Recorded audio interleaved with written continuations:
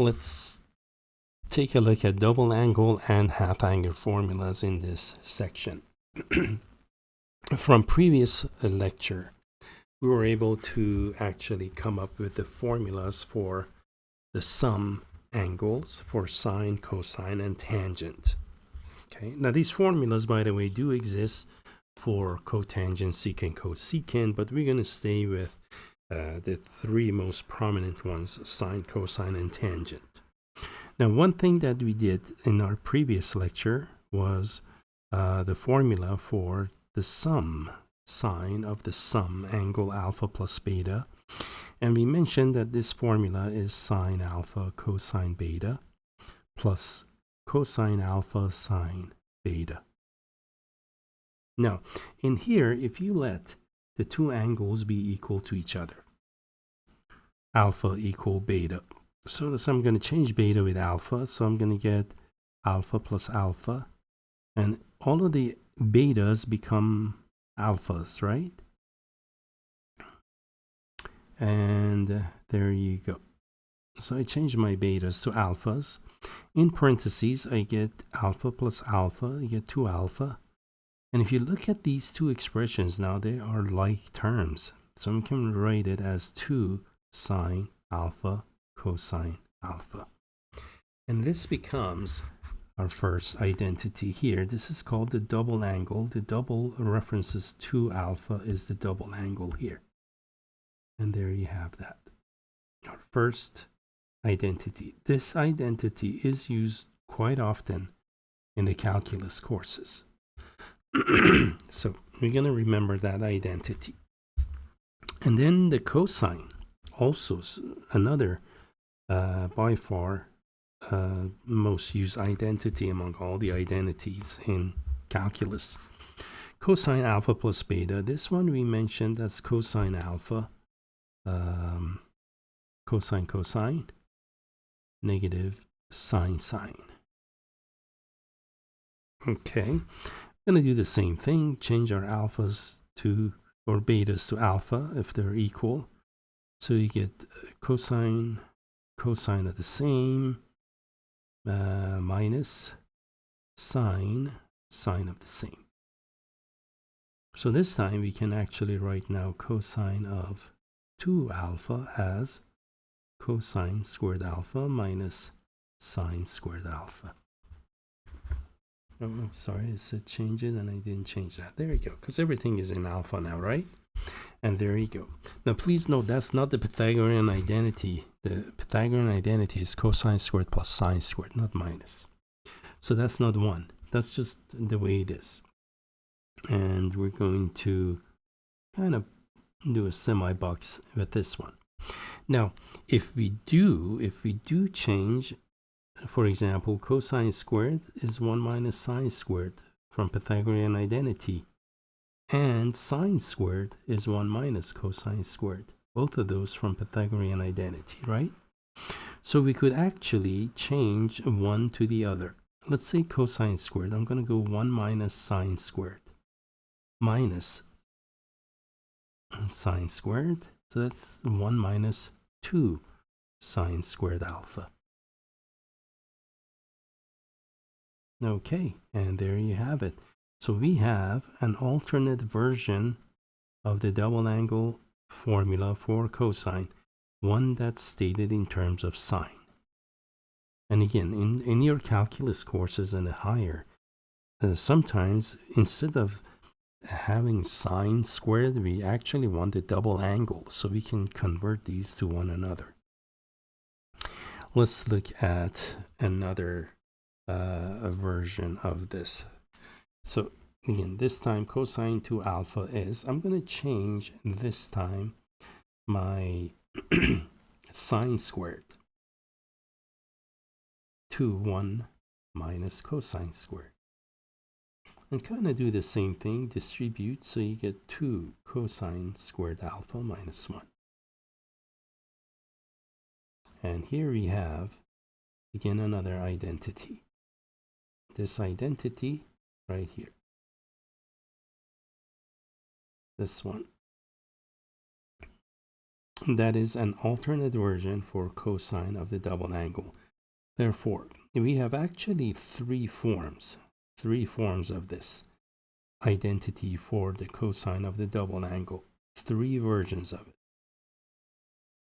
And you're looking at all three. So this is 1, 2, and 3 forms of that identity. Okay. Now, for tangent, we're going to do the same thing for tangents. If you recall, tangent of alpha plus beta. And since we're doing double angle, we don't need to do cosine alpha minus beta. It's just this. This was tan alpha plus tan beta over the product 1 minus tan alpha product of tan beta. There. Now change, let beta and alpha be equal. Therefore, alpha plus alpha is tan alpha plus tan alpha over 1 minus tan alpha times tan alpha.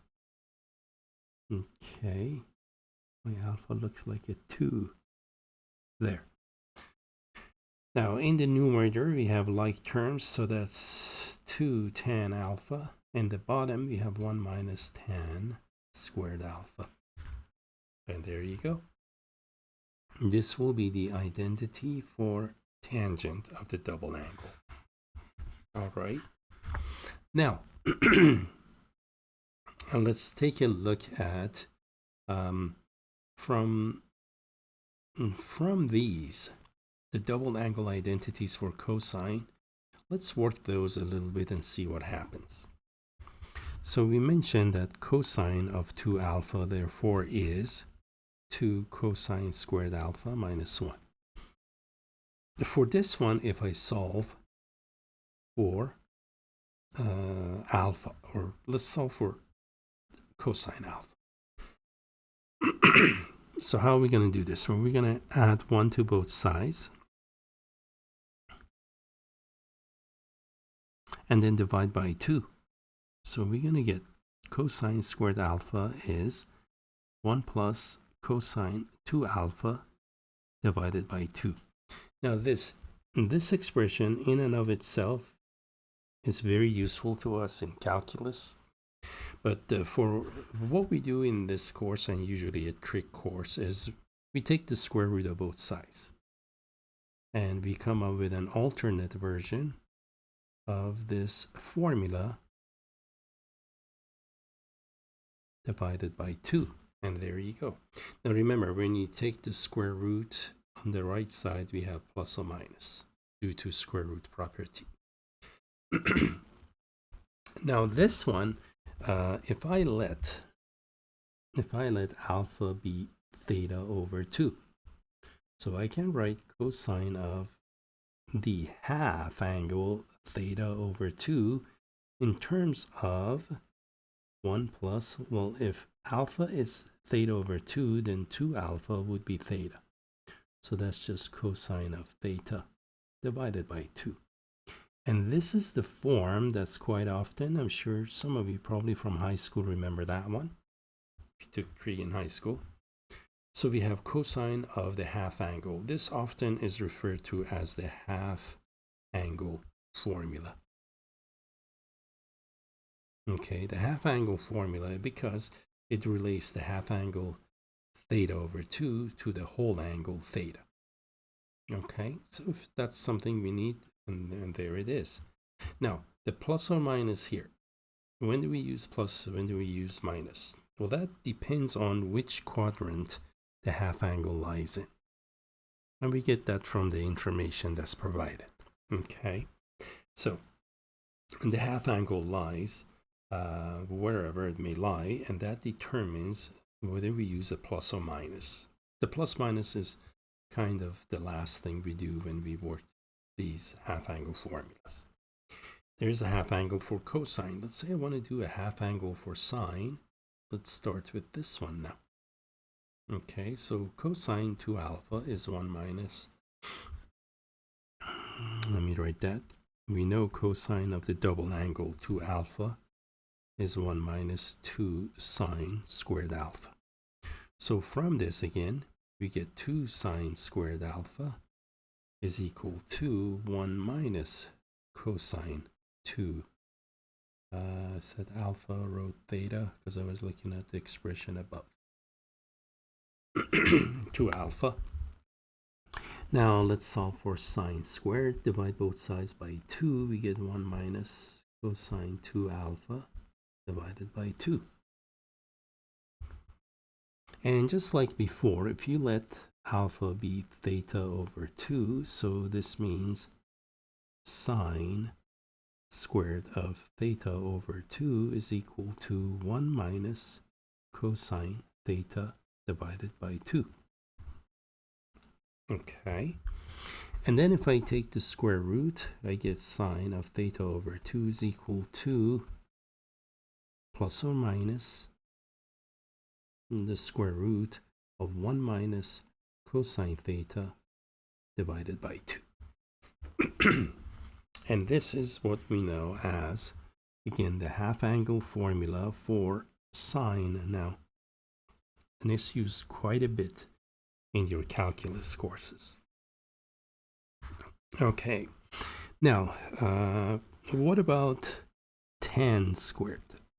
Let's see, and we know that tan squared is sine squared alpha over cosine squared alpha, right? Now, because we have the double angle formulas, or I'm sorry, the half angle formulas here, go back up here. Remember, so just to clarify, the half angle formulas, the root of them, they really come from the double angle formulas, don't they? So that's the root of all half angle formulas. They're originated from the double angle version. Now, here I have sine squared, and up here I had cosine squared, right? So if we plug those into tan squared now, so it's going to be 1 minus cosine 2 alpha over 2 divided by 1 plus cosine 2 alpha over 2, and we get an expression in the double angle for cosine. 1 minus cosine of the double angle plus 1 plus cosine of the double angle. And that's what tan squared alpha is there. Eventually, I'll catch these typos. All right. And there you have it. So we have a whole bunch of formulas again, right? Now let's do some examples together again. So in my first example, let's say I'm given sine theta is 3/5, and we know that theta is in the first quadrant. Okay, 0 to pi over 2. So right away, and I'm trying to find the double half angle for sine and cosine here. So first of all, 2 theta, the double angle. If I multiply the inequality all parts by 2, I get 0 less than or equal to 2 theta less than pi. So 2 theta is 0 to pi. That means in the first, somewhere between the first and second quadrant, right? If I divide everything by 2, I get theta over 2 lying between 0 and pi over 4, which is in the first quadrant, right? There you go. This is where theta over 2 is. Back. There you go. 0 and pi over 4. So this is where theta over 2 is again. Right in here somewhere. What about 2 theta? Well, 2 theta we said is 0 to pi. This is 0 and here's pi. So somewhere in here, correct? This is where 2 theta lies in. That's 2 theta. The other one was theta over 2. Okay, we're going to need this information because we're going to need to know the values of sine and cosine. All right, so let's do this now. First of all, if sine theta is 3/5, what is the cosine? Correct? Theta itself is 0 to pi over 2. So sine is 3/5. And this is 3, that's 5, and here is theta. So x must be 4. Perfect. We know cosine of theta is 4/5. Now let's proceed. Suppose I want to find the sine of the double angle 2 theta. And one thing here, by the way, let me put that right away. Do not bring the 2 out and go that. That's incorrect. The by far most common mistake is this. 2 is not a factor to be brought out. Okay, 2 times theta is the measure of the angle, the argument of a function. It's not a factor. So what 2 theta, sine 2 theta truly and correctly is 2 sine theta times cosine theta. That's the correct version. All right, and then we have both of those. So it's going to be 2 times 3/5 times 4/5, and that's 24/25. That's 2 theta. Very easy. Let's do part B. What is cosine of 2 theta going to be? Well, we have several ways of doing this.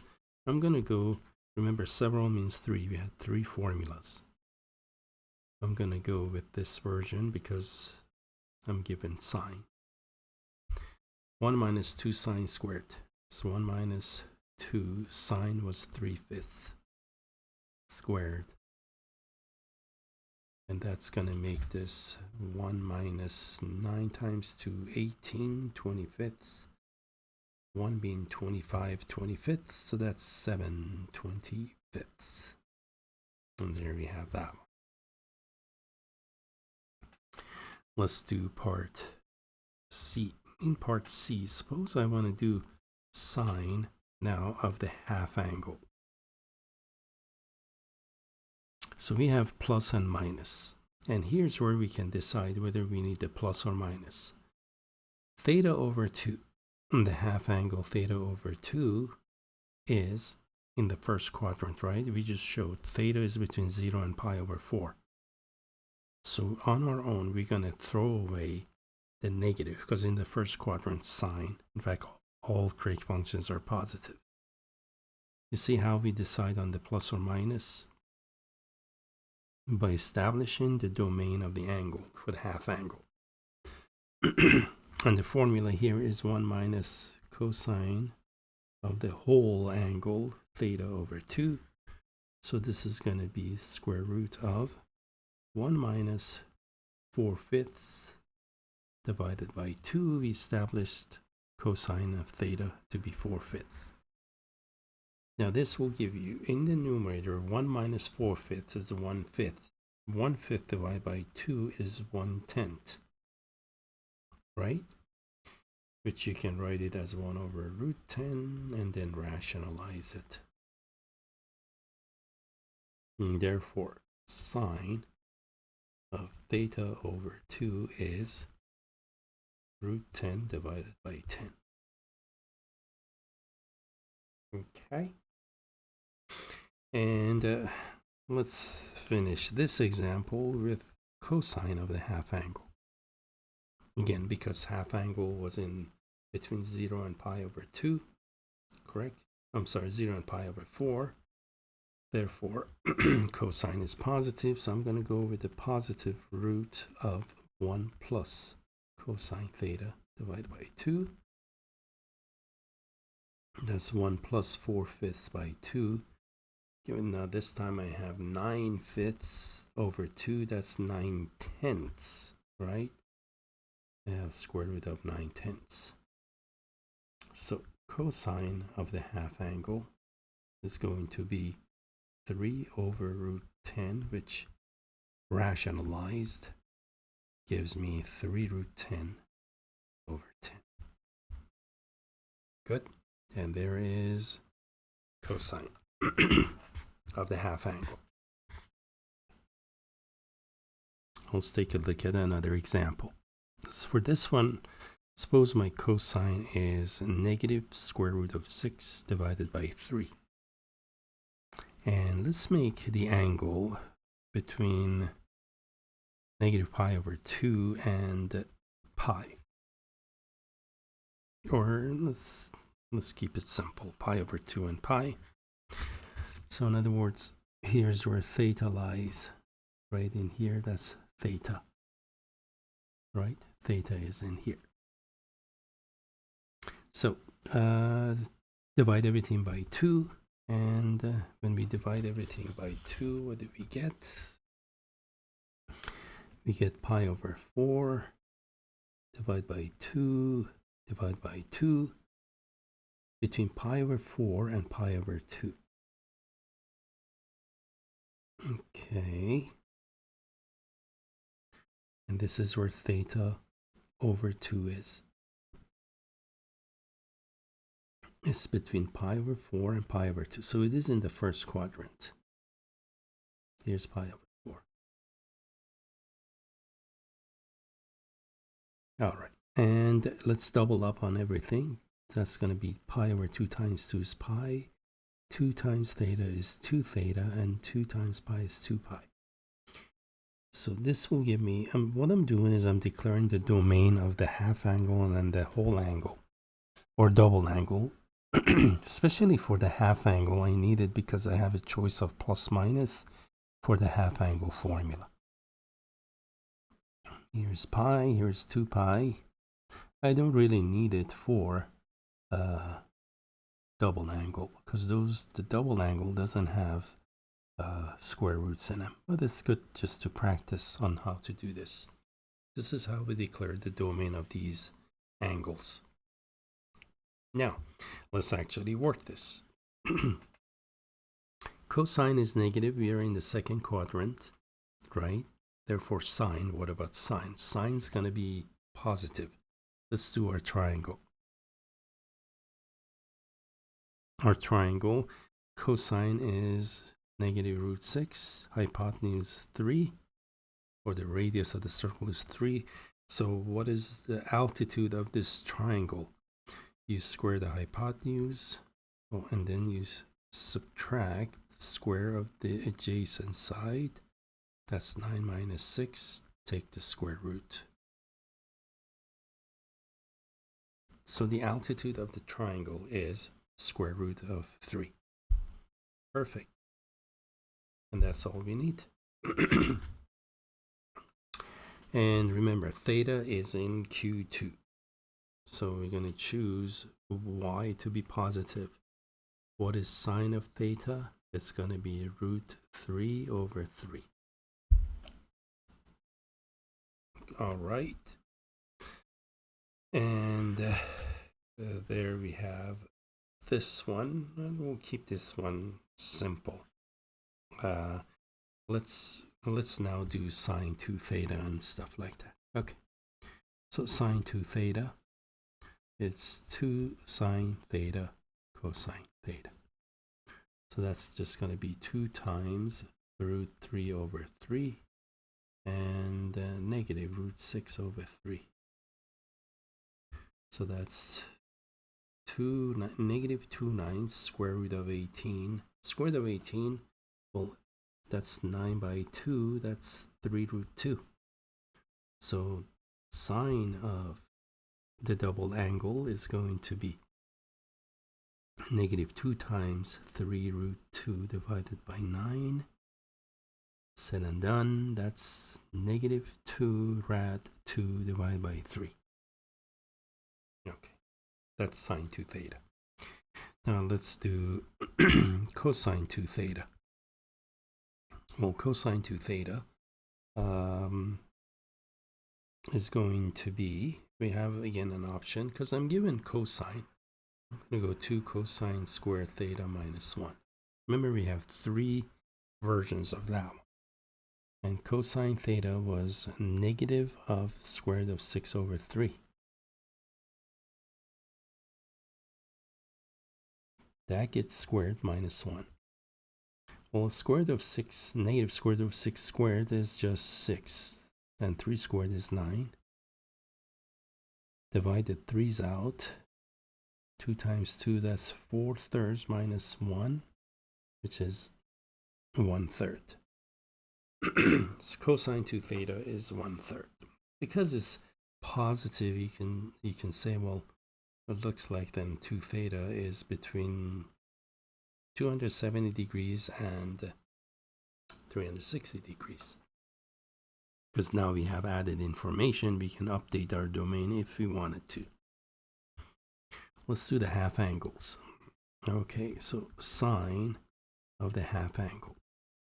The half angle, we established the domain of the half angle is in the first quadrant between pi over 4 and pi over 2. So sine's going to be positive. I'm going to go positive 1 minus cosine theta divided by 2. And this is going to be square root of 1 minus cosine theta is negative square root of 6 over 3. Negative square root of 6 over 3 divided by 2. So this is going to be double negative in the radicand. So this is going to be 1 plus root 6 over 3 divided by 2. Multiply top bottom by 3. And this becomes 3 plus root 6 divided by 6 square root of. And there, that's the answer to this one. Let's do cosine of the half angle. Cosine of theta over 2. Again, we mentioned half angle is in the first quadrant. Therefore, both sine and cosine are positive. And I'm given... Okay. It's going to be almost like sine. The difference is instead of 1 minus cosine in the radicand, we have 1 plus cosine. So what is this going to lead to? We have 1 minus root 6 over 3. Because now cosine theta is negative root 6 over 3. Square root of that. And that will turn out to be multiply top bottom by 3 of the radicand.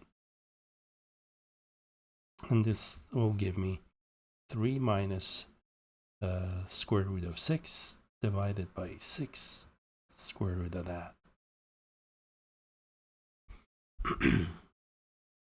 Okay.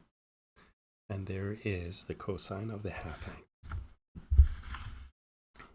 And let's do one with tangent.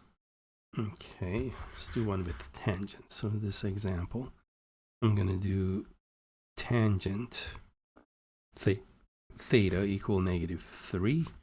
And suppose sine theta is negative. And the measure of the angle, suppose the angle lies between 3 pi over 2 and 2 pi. In other words, theta is in the fourth quadrant, right? Between 3 pi over 2 and 2 pi. This is where theta is, right there. There. It's in here. That's where theta is. So let's divide everything by 2 to determine the domain of the half angle. So that's now 3 pi over 4. And 2 pi over 2 is just pi. And this tells me 3 pi over 4 and pi. That would be, let's see, 3 pi over 4 is this one, right? And that's 3 pi over 4. And pi, so it's going to be in here. So that's half of, halfway between pi over 2 and pi. Okay. So it's right in there. Good. So we know that sine is going to be positive, cosine negative. Let's see. And the 2 pi, we don't need that one because we don't have to choose from the plus minus. Now let's do our triangles. For theta, just straight theta, not the half angle, not the double angle. For theta, we're using this drawing. The angle is in the 4th quadrant. Let's do the triangle then. So our triangle is gonna look like this. It's -3, right? That's the ratio of, well, that's gonna be more like this. Okay, and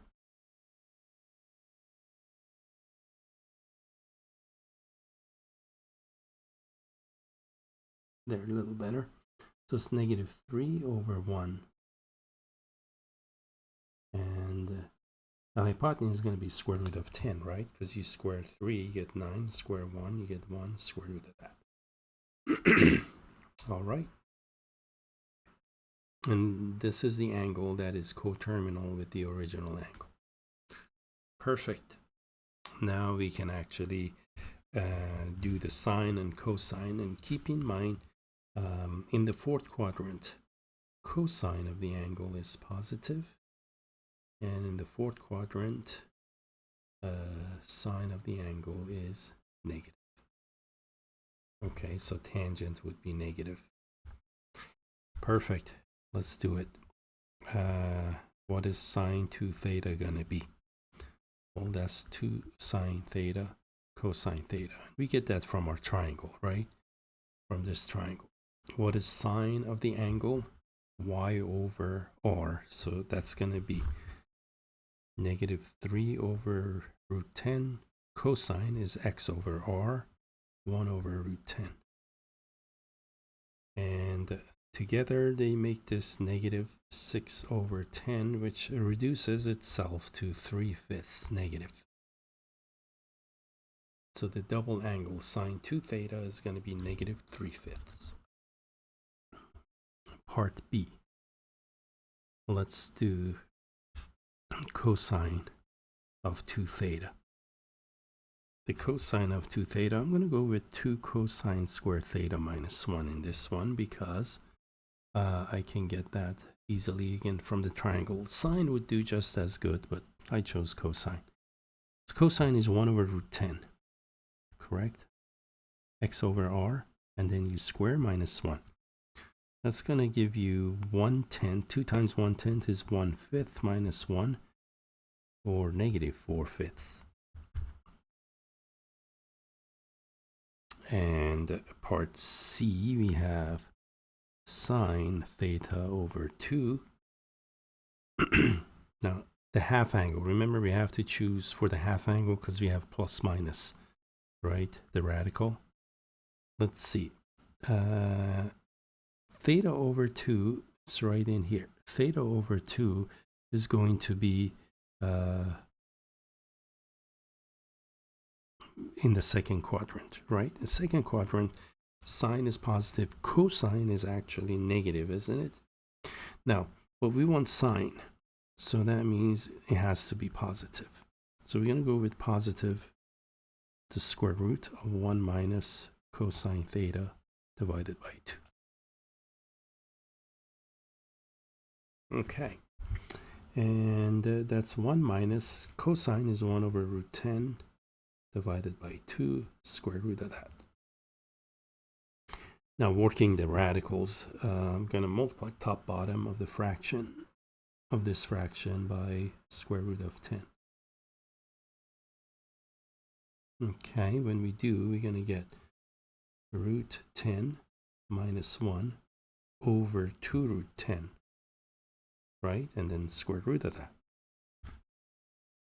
Now let's simplify this. Let's rationalize the denominator in the radicand. That's root 10 minus 1 times root 10, doing top bottom by root 10. And then 2 root 10 times a root 10. What do we get? Root 10 times root 10, that's just 10 minus root 10. And in the denominator, 2 times root 10 is 10, so that's just 20. True? So 20, square root of 20, that's 4 times 5. And square root of 4 is 2 root 5. So this is going to give me 1/2. That's 2 brought out. And then in the, let me move over here so I have more room to maneuver. Okay, I brought 1/2 outside and keeping the 5 in the denominator in the radicand, and the numerator is 10 minus root 10. There you have it. A fancy expression. That is the exact value. No calculator. Nested square roots. Looks cool. Okay, let's do cosine of the half angle. Again, half angle. Go back up here with the half angle right in here. Because the half angle is in the second quadrant, cosine is going to be negative. That means I need to choose the negative in our half angle formula of the square root 1 plus cosine theta divided by 2. And this is going to give me negative of 1 plus 1 over root 10 divided by 2, which you can multiply top bottom by root 10, and we're going to get negative of, here's the square root of 10 plus 1 over 2 root 10, over 2 root 10 square root of.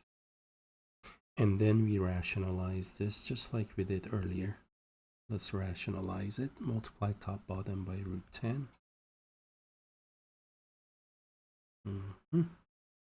And what do we get? We get 10 plus root 10 divided by 20 square root of that.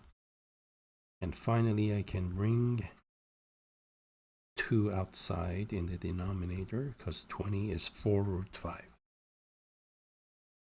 And this is going to give me 10 plus root 10 divided by 5. And there you have it. Interesting how that works out. Okay. Let's see. Let's take a look at another example here.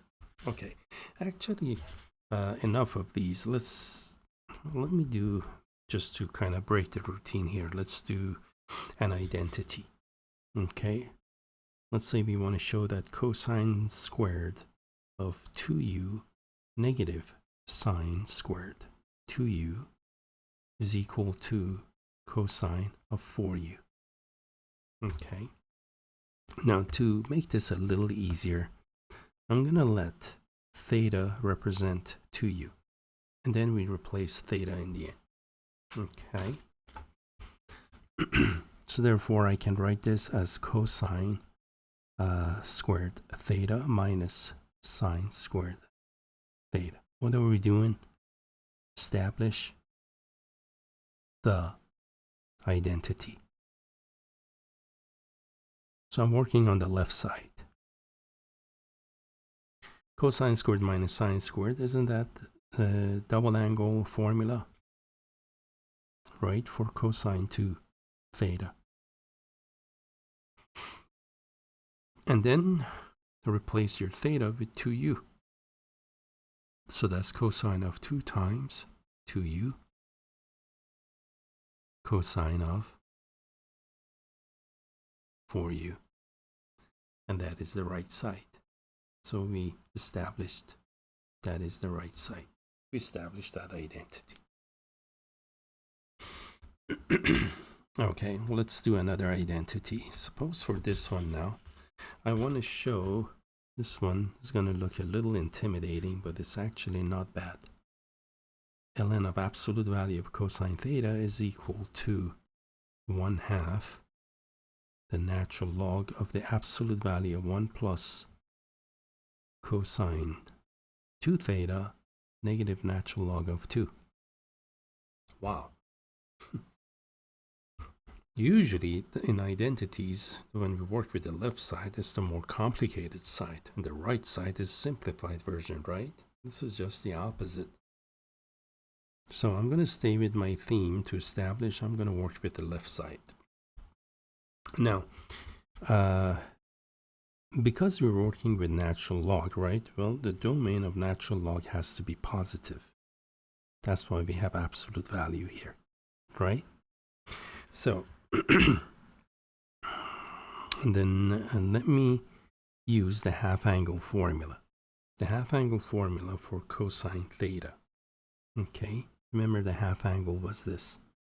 Cosine theta over 2 was plus or minus square root of 1 plus cosine theta divided by 2.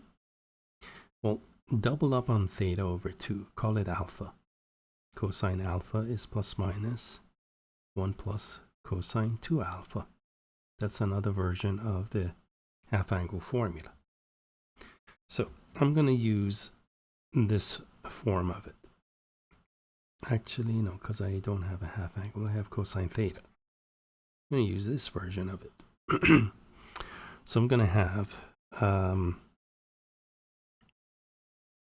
square root of 1 plus cosine 2 theta divided by 2. Okay. Now, you may say, well, do you go plus or minus? It doesn't matter. Look at this. If I have natural log of plus minus 3, okay, well, if I go with 3, ln of 3, that's just going to be 3, isn't it? Suppose I go with negative. ln of absolute value of negative 3 is ln of 3 again, right? So the plus minus doesn't matter. It doesn't really matter here. You can just ignore it and just maintain just the 3 here.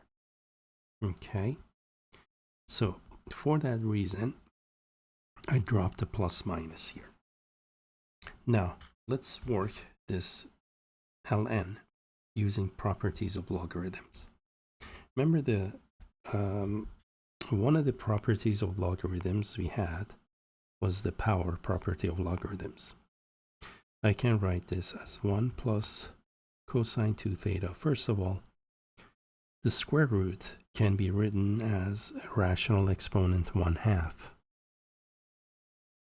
Okay, that comes from the fact that square root of a is a to 1/2. And then we had another property of logarithms, ln of p to the r is r ln of p. We can bring the power in front as a factor. So this is going to be ln of 1/2 of the fraction 1 plus cosine 2 theta divided by 2. Okay, and then what can I do? Actually, sorry, I didn't write the property correctly. I said I can bring it in front, but I kept it inside there. See, r moves in front of a log. I moved it inside with p there. So we got the 1/2 going for us here. Now, the next property is the quotient property. Ln of p over q is ln of p minus ln of q. So I can write this as the natural log, parentheses, ln of the numerator, 1 plus cosine 2 theta minus ln of the denominator. True? And that is exactly what we wanted to show. So this is the right side now. Started with the left side, ended with the right side. Alrighty. And maybe do a couple of equations and then we'll wrap this up. Next example. Suppose I want to solve this double angle equation equal 4. Okay. Now, notice I have two different functions, cosine and sine, and also two different measure of angles, double angle versus just a regular angle. So I need to go one or the other. I need to either change this to form of cosine of double angle or change cosine double angle to sine of a single angle. The latter is easier. Using the double angle identity, 1 minus 2 sine squared theta plus 6 sine squared theta equals 4. Okay. In here now, I can combine like terms. Negative 2 plus 6 is going to be 4. So that's 1 plus 4 sine squared theta equals 4. And from this, we can subtract 1 divided by 4. We get sine squared theta is equal to 3/4. So that sine of theta is plus or minus square root of 3 divided by 2. Okay, so how can we have square root of 3 over 2? That would be a sine of 60 degrees, wouldn't it? This is root 3. That's 2. This is 60. And that's 1. Now, plus minus, so we're going to pick up all of these other measures too, like this. Okay, so this is going to be also root 3 over 2. That's the next angle, which is 120 degrees. And this one also picks it up. That's negative root 3 divided by 2. That's this angle. That angle is 4 pi over 3. 240 degrees, right? And finally, this one is going to be 300 degrees.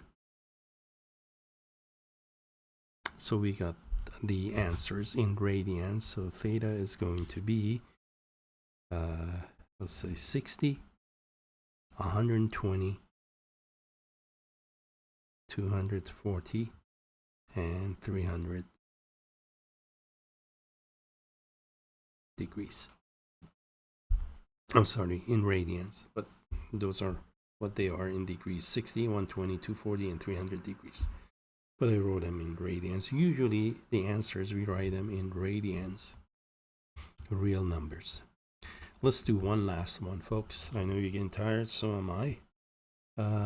Let's try this one. I have, suppose I want to do sine of, let's do 2 cosine inverse of 4/5. Now, for this one, again, because I can recall the outcome of every inverse strict function is a measure of an angle theta. So this is really sine 2 theta, isn't it, that we're working with? So what's the answer? The answer is 2 sine theta cosine theta. And all I gotta do is work with theta is cosine inverse 4/5. And recall my cosine. Remember the half circle for cosine looks like this, 0 to pi. And this means by definition of inverse, cosine is 4/5. And cosine is positive, so angle has to be in the first quadrant to be in the range of the inverse from 0 to pi. Now I can do my triangle. This is 4. Here's 5, and that's 3. 3, 4, 5, and the measure of the angle is theta. Perfect. We're golden. Sine I can get from the triangle. Sine is going in the first quadrant, both positive. Sine is going to be 3/5. Cosine 4/5, and that's going to be 24 25ths again. And there you have it. Okay, so I think we were good. Managed to keep it under an hour again. That's fantastic. All right, folks. So we're almost done with this work. We looked at again, but the 1, 2, 3, 4 identities. We didn't do anything with tan to theta, right? No, that's fine. We did something here. Oh no, that was just tangent. Sorry. But anyway, tan 2 theta works the same way. You just work it off of the formula, right? Okay, so we are done with this one, and we are again almost done with this chapter. We only have one more lecture on this chapter, which looks at which we're doing analytic trigonometry. Okay, folks, thank you for watching, and hope to have you in another lecture and another video.